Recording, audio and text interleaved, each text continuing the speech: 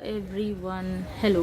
तो अभी हम लोग नेचुरल रिसोर्सेज पढ़ने वाले हैं। जो सबसे पहला टॉपिक है हम लोग का सिलेबस से रिलेटेड, वो हम लोग पढ़ेंगे अभी नेचुरल रिसोर्स। देखो, natural resources concept and classifications है हम लोग का सबसे पहला टॉपिक। तो नेचुरल रिसोर्सेज का डिफिनेशन क्या होता है वो लिख लो। मैंने स्लाइड बनाना और लिखने में उतना ज़्यादा टाइम नहीं लगाया क्योंकि मेरे पास अभी उतना टाइम नहीं है कि मैं स्लाइड बनाऊँ और लिखूँ, तो लिख लो, ठीक है। A natural resources is anything useful or can be made useful to human to meet their needs and wants, and the resources which directly available for use from nature is called natural resources। तो इसमें क्या बोला जा रहा है कि वो चीज़ जो भी हम लोगों का ह्यूमन बीइंग का लाइफ और नीड्स को पूरा करे, और जो भी नेचुरल रिसोर्सेज में जो भी नेचुरल तरीके से अवेलेबल है उसको हम लोग यूज़ कर पाए, उसको हम लोग क्या बोलते हैं, नेचुरल रिसोर्सेज, ठीक है। आगे का लिखो। In simple way we can define natural resources as natural resources are resources that exist without the actions of humankind. देखो, एक आसान सरल भाषा में हम लोग क्या बोल सकते हैं, नेचुरल रिसोर्सेज वो चीज़ है जो हम लोग ह्यूमन के एफर्ट के ज़रिए यूज़ किया जाता है। जैसे कि हम लोग पेड़ का एग्जाम्पल ले रहे, पेड़ से हम लोग कितने सारी चीज़ करते हैं। जैसे कि हम लोग पेपर बना लेते हैं, फिर उसके बाद हम लोग फ्रूट्स यूज़ करते हैं, वेजिटेबल्स हम लोगों को मिलता है पेड़ से। तो ये एक नेचुरल रिसोर्स है वो। तो देखो, अब हम लोग आ रहे हैं टाइप्स ऑफ नेचुरल रिसोर्सेज। मैं यहाँ पे लिख दे रही हूँ, एक सेकेंड। तो देखो, मैंने यहाँ पे लिख दिया टाइप्स ऑफ नेचुरल रिसोर्सेज। कितने टाइप का नेचुरल रिसोर्सेज होता है एक एक करके पढ़। देखो, नेचुरल रिसोर्सेज जो है ना बहुत डिफरेंट तरीके से वैरी करता है। जैसे कि कोई जगह होगा, या तो फिर उसका क्वालिटी होगा, या तो फिर उसका तादाद होगा, जैसे कि क्वांटिटी, क्वालिटी एंड लोकेशन। देखो, कुछ रिसोर्सेज ऐसा होता है जो हम लोग का बहुत ही ज़्यादा इंपॉर्टेंट होता है, बहुत ही असेंशियल होता है। असेंशियल मतलब बहुत ज़्यादा ज़रूरी होता है। बट कुछ ऐसा रिसोर्सेज होता है ना जो सिर्फ इंसान का जो ख्वाहिश है उसको पूरा करने के लिए, मतलब जो सोसाइटल नीड है उसको पूरा करने के लिए होता है। देखो, सर्वाइव करने के लिए जैसे फूड वगैरह ये असेंशियल है हम लोग का, क्लोथ्स वगैरह है असेंशियल है हम लोग का, मेडिसिन वगैरह है ये असेंशियल है। बट वो होता है ना चमड़ा का बैग, चमड़ा का जूता, वो सब हम लोग का सोसाइटल नीड्स है, वो असेंशियल नहीं है। वो नहीं भी होगा तो चलेगा। यहाँ पे बहुत सारा तरीका है जिससे हम लोग क्लासीफाई कर सकते हैं नेचुरल रिसोर्सेज को। तो अभी फिलहाल हम लोग किस बेसिस पे क्लासीफाई कर ले वो भी देख लो। On the basis of source of origin. Source of origin का मतलब क्या होता है कि भाई हम लोग जहाँ से वो चीज़ मतलब कि ओरिजिनेट हुआ है उसके बेसिस पे हम लोग नेचुरल रिसोर्सेज को टाइप्स में डिवाइड करें। सबसे पहला जो है वो है biotic resources and abiotic resources. On the basis of origin हम लोग biotic resources and abiotic resources जो है वो हम लोग डिवाइड करेंगे। अब अबायोटिक एंड बायोटिक क्या है वो देखो, बायोटिक रिसोर्सेज किससे आता है। This resources come from living and organic material. This includes forest animal and microorganism and include the materials that can be obtained from them।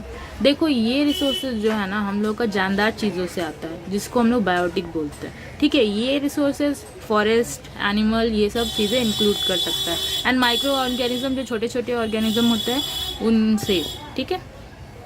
Biotic natural resources also include fossil fuels like coal and petroleum etcetera. Biotic में हम लोगों का कोल और petroleum भी आता है, ठीक है। Since they originate from organic material that has decade. अब हम लोगों का अबायोटिक रिसोर्सेज क्या होता है, देखो। This resources come from non living and inorganic material. This resources include land, fresh water, air and heavy metal, gold, iron, copper, silver etcetera. तो देखो, हम लोग का बायोटिक रिसोर्सेज जो है वो लिविंग एंड ऑर्गेनिक मटेरियल से आता है, एंड अबायोटिक रिसोर्स उसका उल्टा है जो हम लोग का नॉन लिविंग से आता है एंड इनऑर्गेनिक से आता है, वो ध्यान में रखना। और जितना भी रिसोर्सेज है जो जानदार नहीं है, वाटर, लैंड, ये सारी चीज़ें, फ्रेश वाटर, गोल्ड वगैरह, मेटालिक चीज़ें, ठीक है, वो सारी चीज़ें हम लोग का अबायोटिक में आता है एग्जाम्पल के साथ। तो ये हम लोग का हो गया on the basis of origin. हम लोग का दो टाइप हो गया, और ये नेचुरल रिसोर्सेज में। अब आगे बढ़ते हैं। तो देखो सेकेंड टाइप में क्या है, on the basis of there stage of development, जहाँ से वो लोग मतलब कि बन रहा है। देखो पोटेंशियल रिसोर्सेज सबसे पहला है, फिर उसके बाद है हम लोग का एक्चुअल रिसोर्सेज, उसके बाद है हम लोग का reserve resources and stock resources. तो देखो पोटेंशियल रिसोर्सेज में क्या है, these are resources that exist in a region and may be used in the future. For example, if a country has petroleum in sedimentary rocks, it is a potential resources until it is actually drilled out of the rock and put to use. देखो potential resource क्यों बोला जा रहा है, because ये भी use में नहीं है बट ये कंट्री के पास है। जैसे कि पेट्रोलियम का एग्जांपल यहाँ दिया कि पेट्रोलियम है सेडिमेंट्री रॉक में है, और अगर उसको जब तक के निकाल करके यूज़ नहीं किया जाएगा तब तक कि उसको पोटेंशियल रिसोर्स ही कहा जाएगा। ठीक है। Actual resources, these are resources that have been survived, their quantity and quality has been determined and these are currently being used. देखो एक्चुअल रिसोर्सेज उसको बोला जाता है जो अभी यूज में चल रहा है। The development of actual resources is depended on the technology. Actual resources जो भी एक्चुअल रिसोर्सेज है वो सिर्फ टेक्नोलॉजी पे डिपेंड करता है, क्योंकि क्या है, जितना टेक्नोलॉजी बढ़ेगा उतना ही हम लोग एक्चुअल रिसोर्सेज को यूज कर पाएंगे। अब क्या है reserve resources, this is the part of an actual resources that can be develop profitably in the future. देखो रिजर्व रिसोर्सेज क्या होता है ना कि भाई ऐसा रिसोर्सेज जिसको हम लोग जमा करके रख सकते हैं, उसके बाद फ्यूचर में उसको यूज़ करें अपने फ़ायदे के लिए, इसको बोलते हैं रिजर्व रिसोर्सेज। लास्ट रिसोर्सेज जो है on the basis of stage of development, last resources जिसका है point stock resources. These are resources that have been survived but cannot use due to a lack of technology, has an example of stock resource in hydrogen. देखो ये वो resources है ना जो अभी तक के सर्वाइव कर रहा है, मतलब कि ये अभी तक है दुनिया में बट इसको अभी तक यूज़ नहीं किया है। क्यों नहीं यूज़ किया, बिकॉज इतना हाई फाई टेक्नोलॉजी हम लोग का है नहीं कि उस रिसोर्सेज तक पहुँच पाए। जैसे एक एग्जाम्पल यहाँ पे दिया है stock resources in hydrogen. Hydrogen में हम लोग अभी उतना ज़्यादा डेवलप नहीं कर पाए। आगे बढ़ते हैं, वीडियो ज़्यादा लंबा नहीं करना है, इसे जल्दी जल्दी एक्सप्लेन करेंगे। Point number 3, on the basis of their occurrence ownership. देखो on the basis of occurrence and ownership में क्या है ना, 4 रिसोर्सेज आते हैं। सबसे पहले तो इंडिविजुअल रिसोर्सेज, फिर उसके बाद आता है कम्युनिटी रिसोर्सेज, उसके बाद आता है नेशनल रिसोर्सेज एंड फिर इंटरनेशनल रिसोर्सेज। सबसे पहला जो इंडिविजुअल रिसोर्सेज है वो ये ऐसा इंडिविजुअल रिसोर्सेज है ना कि जो भी प्राइवेट प्रॉपर्टीज़ वगैरह होता है, जो भी इंसान ओन करता है, जैसे कि लैंड हो गया, फिर उसके बाद लेक हो गया, या फिर कुछ भी प्रॉपर्टी हो गया, उसको बोलते हैं private resources. This resources owned by individual privately. Community resources किसको बोलते हैं, this resources this include resources that are accessible to all the members of the community like the village grazing grounds, burial grounds, village ponds। देखो community resources किसको बोलते हैं, ऐसा resources जैसे कि हम लोग का पार्क होता है ना, देखो कोलकाता की साइड में क्या है पार्क वगैरह होता है, वो कम्युनिटी रिसोर्सेज हुआ। उसके बाद जो पानी कल वगैरह होता है वो कम्युनिटी रिसोर्सेज हुआ। एंड और एग्जांपल देखो पिकनिक स्पॉट, ये हम लोगों का कम्युनिटी रिसोर्सेज हुआ। ठीक है, ये सारी चीज़ें जो पब्लिकली एक्सेसिबल है वो सारी चीज़ें कम्युनिटी रिसोर्स में आती है। नेशनल रिसोर्सेज किसको बोलते हैं, this include all the resources belong to the nation because the country has legal power to acquire even private property for public good. Example और minerals, water resources, forest, wildlife, land within the political boundaries and oceanic area up to 12 nautical miles from the coast।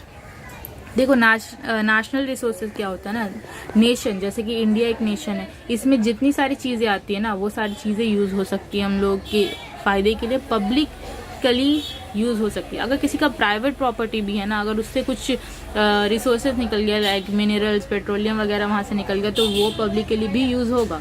तो national resources ना सबको मिला करके हो जाता है, जो गवर्नमेंट यूज़ कर सकती है किसके फ़ायदे के लिए, पब्लिक के फ़ायदे के लिए। International resources, there are available to all countries and have no boundaries. It include the sunlight, air and oceanic. देखो इंटरनेशनल रिसोर्सेज किसको बोलते हैं? सनलाइट किसी का प्रॉपर्टी नहीं है, ना प्राइवेट, ना ही नेशनल, ना ही कम्युनिटी, किसी का प्रॉपर्टी नहीं है। ये पूरा इंटरनेशनली यूज़ किया जाता है। वाटर किसी का प्राइवेट या ये प्रॉपर्टी नहीं है, तो ये इसको बोलते हैं इंटरनेशनल रिसोर्सेज। आगे तो ये हम लोग का कंप्लीट हुआ क्या? On the basis of occurrence और ओनरशिप। अभी हम लोग का लास्ट है on the basis of availability और एग्जॉस्टिबिलिटी। देखो कौन सा रिसोर्सेज रह रहा है, कौन सा रिसोर्सेज दुनिया से ख़त्म हो जा रहा है यूज़ करते करते, उसके बेसिस पे हम लोग डिवाइड किए हैं कुछ टाइप। देखो यहाँ पे दो टाइप का रिसोर्सेज डिवाइड किया गया, inexhaustible resources and exhaustible resources.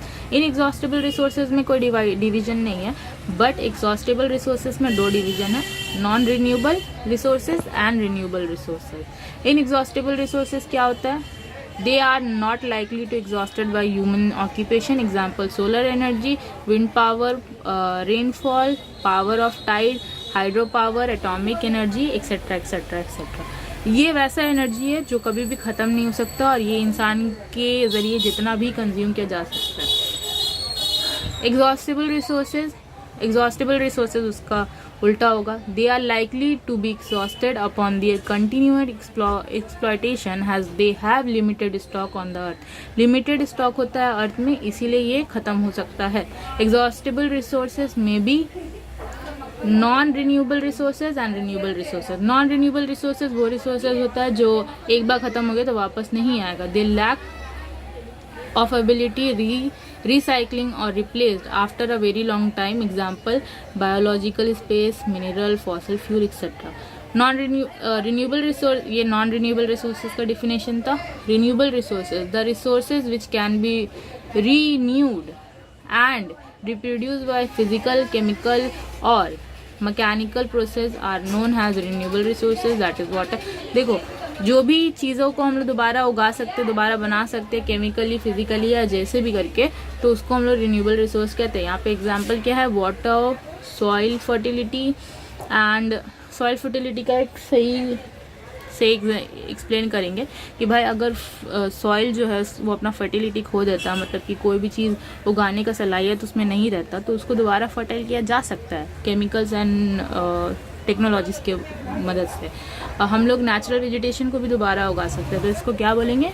Renewable resources. Non renewable resources जिसको हम लोग दोबारा क्रिएट नहीं कर सकते हैं। तो यहाँ हम लोग का कंप्लीट हुआ टॉपिक नंबर 1, नेचुरल रिसोर्सेज।